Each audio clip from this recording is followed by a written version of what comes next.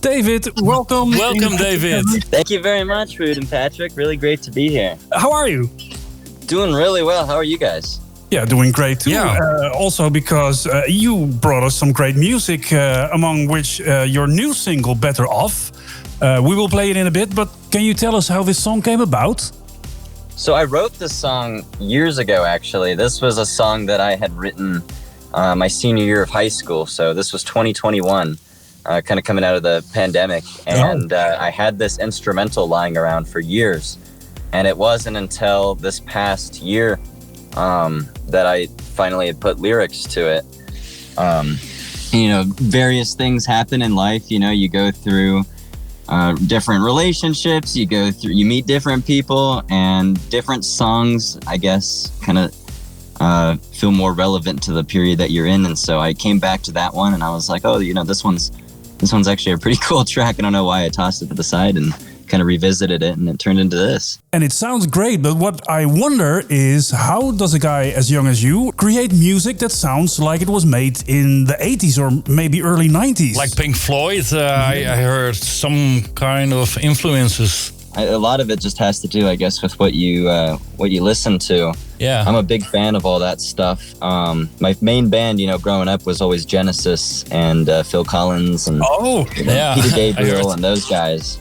And so those have always been kind of my primary influences in the back of my mind, growing up and writing stuff. And so just listening to all that stuff constantly really has engraved itself in my head. And you've been making music since a very young age, I think, because you cannot sound like this when you just started 5 years ago. So how did you develop as an artist? I grew up in a really musical household. So growing up, I was always around a piano or a drum kit, and my dad's a producer as well. So I just, started playing drums, started messing with the piano and just coming up with stuff whenever I really could. But it wasn't until maybe middle school or so that I really started to mess around with producing my own stuff, and realized how much I actually loved the production part of everything.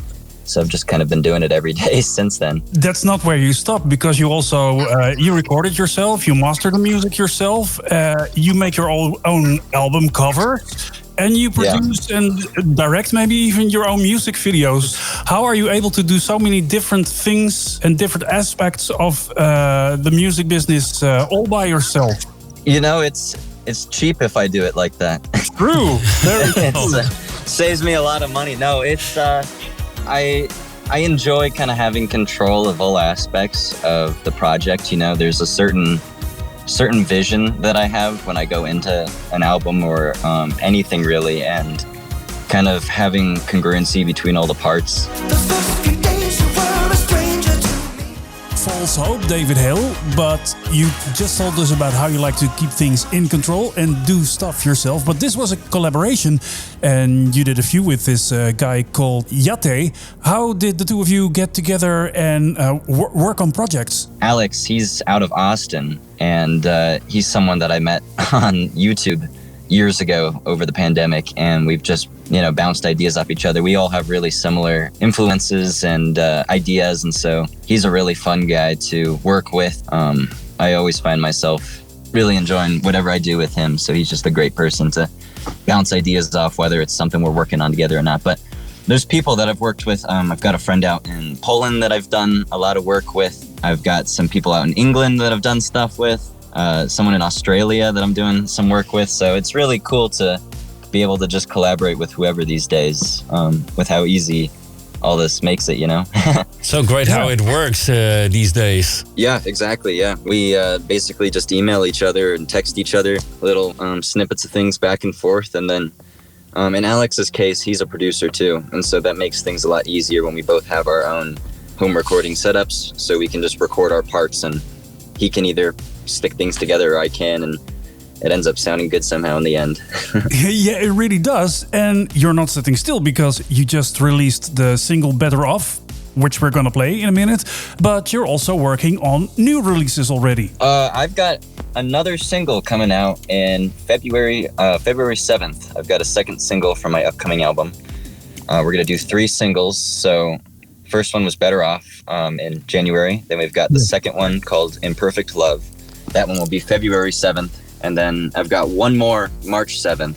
And then whole album in April. So I'm super excited for this one to kind of, reach the ears of people who found me through the last one. Yeah, because you already released 4 albums and this will be number 5. How would you describe the difference between your earlier albums and the album you are working on right now? I'm trying to create my own sound that encapsulates everything that I love about older music.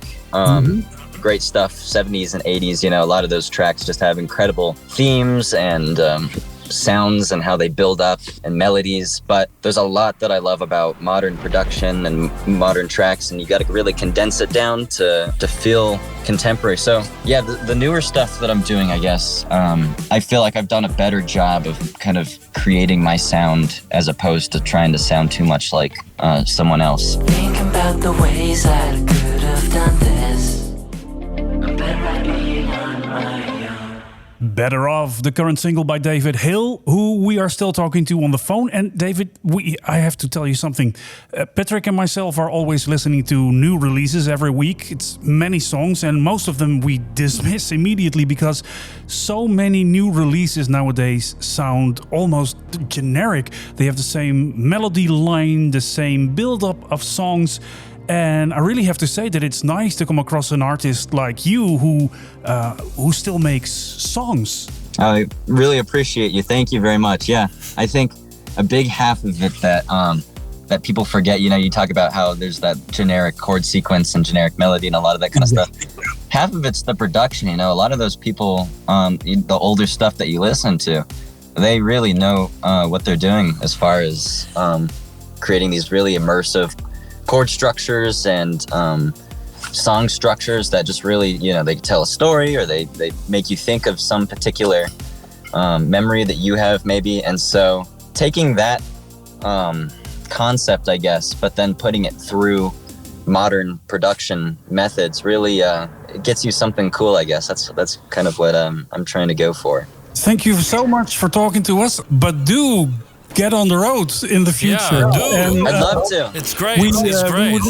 I think I can recommend a venue for you when you come to the Netherlands for the first time, and it's called Melkweg in Amsterdam. A really great venue, not only when you're an older artist, but especially new artists who want to present themselves for a new audience. So I really hope that we will see you there. Well, you guys will be the first to know if I make it out there. We'll be there. I'm calling it now. We'll do it within the next 5 years. That's a deal, and we will make a note of it. Thank you so much for talking to us. Likewise. Thank you all. Bye-bye. Okay, bye-bye. Bye-bye.